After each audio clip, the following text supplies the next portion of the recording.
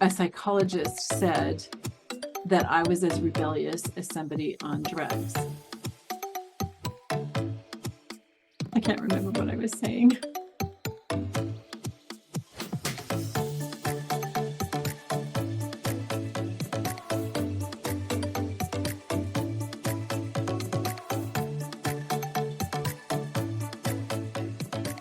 Hi, everybody. I'm Alice K. Reckelhaus from SufferingWell. One of my experiences in being late diagnosed autistic is the misunderstanding that you go through. And I think I had more of that misunderstanding as a child and teenager and as an adult. But, it was before I was diagnosed. Now that I've been diagnosed, I'm able to try to explain things to people. They don't always understand, but at least I understand to a certain extent. And so that helps quite a bit. And then those people who do understand, or at least try to understand, that helps so much too. But anyway, so I thought that I would share this because a lot of you have probably gone through similar things. And then those of you who know someone who has autism, it might help you to kind of see things from a different perspective when you're dealing with somebody with autism. So as a child, I was naturally very compliant. I'm a firstborn, and that's pretty typical with firstborn children. However, because of my autism, which nobody knew about, so there's no one to be blamed for this. Please understand that. I'm not like, I don't feel like I have grudges against anybody except one psychologist, which I'll tell you about. And I'm still working on forgiving him. I really am working on it. I tend to take things, I was going to say we, but I don't know if this is true for all autistics. And I know a lot of autistics don't like to be called autistics. I'm sorry. It's hard for me. That's what I call myself, is autistic on the spectrum. But I may not always say it in the politically correct way or the way that doesn't bother you. I'm trying. One thing that many of us suffer with is that we only see things literally. And so if you say something, we take that at face value. At one point, I came to understand that I took things at face value when I shouldn't. And this was as an adult. But because I didn't really understand how to figure it out, I then tended to look for all the meanings between the lines. And sometimes I found hidden meanings that weren't there. So anyway, so here are some examples. Okay. When I was really little, I don't remember this, but my mom's told me about it. She would tell me to put on a clean undershirt.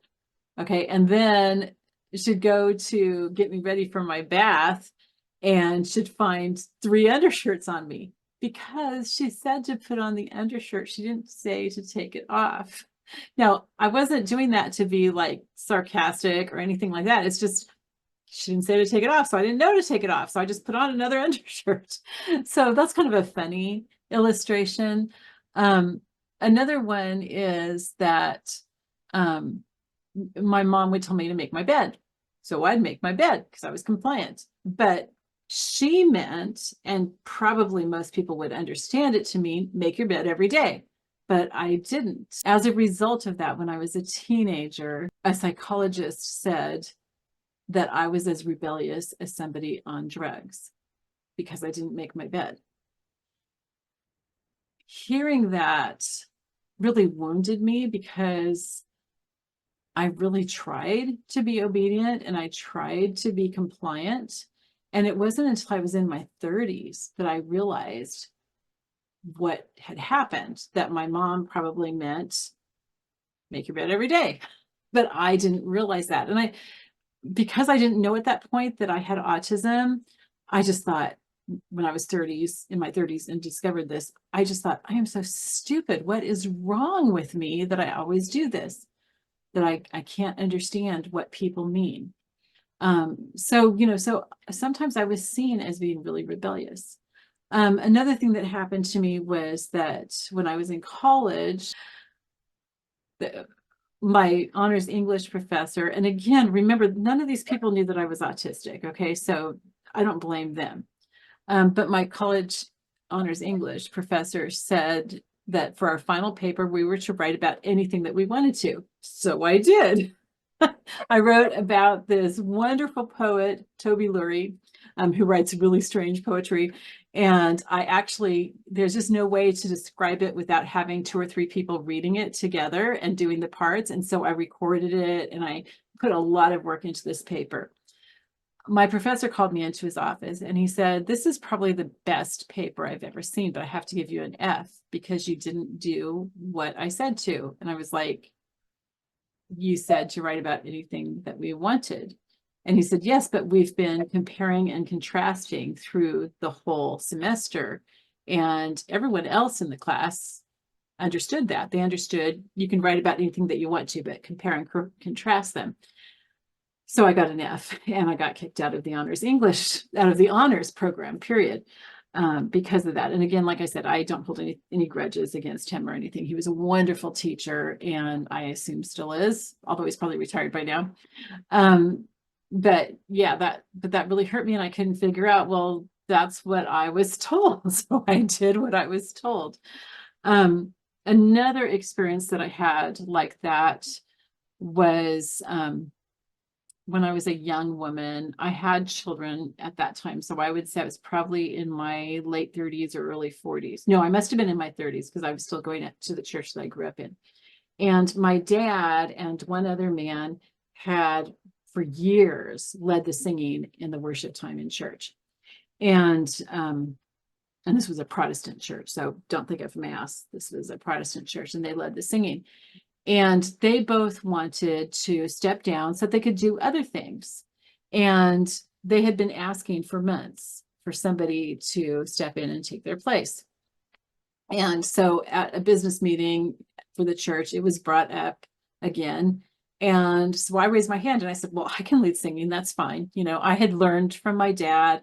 I had taken a little bit of a conducting class and then I had dropped it for a theology class that I wanted to take. And then when I volunteered, then another young woman who had her master's in music, she volunteered. It was like, I don't think it occurred to either of us. It might have occurred to her, but it didn't occur to me that this would not be okay with the church. We just thought, okay, sure, we'll step in, we'll help. Anyway, what ensued was a 2-hour argument with everybody in the church that was at that business meeting. So a lot of people that concluded that if we allowed women to lead worship, then the next thing was that we would be ordaining homosexuals. Okay. So, I still look back at that and I can't figure out, to a lot of people, apparently it was obvious.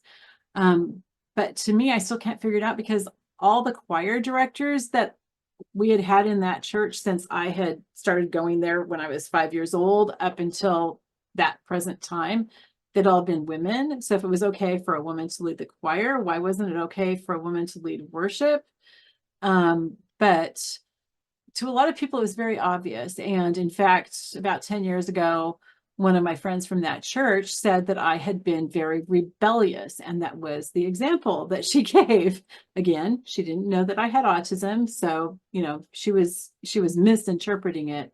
But that's kind of a common misinterpretation from what I've seen, is that people think that those on the spectrum, that a lot of their behaviors are rebellious, and there's not. They don't mean to be rebellious, but they come across that way because they're not doing what everybody else thinks they should do and thinks is obvious that they should do. And, just so we get told that we're rebellious. I've had a lot of other experiences like that too, but I won't share about them. But like I said, that psychologist is the one person that I still have a hard time forgiving. He never even met me. He was just saying this from what had been told to him. And I think that's unethical, but I'm not sure. But also, I wasn't, so it's like I've been misjudged like that a lot throughout my entire life. up till right now. I've had that happen a lot. And so that's one of the things that many of us suffer with. And that I would ask you, if you know someone who's autistic, to just try to not judge that kind of behavior as being rebellious. Try to dig a little bit deeper and find out what's really going on, if possible. A lot of people with autism are non-communicative, and so you wouldn't be able to find out, but maybe give them the benefit of the doubt. Okay, so that's one of my areas of experience, and you can kind of see the tension building up in me as I tell about these. So that's why I'm going to stop, because I have a lot more examples, but yeah, I think that's enough. All right. I love you all. Goodbye. See you next time.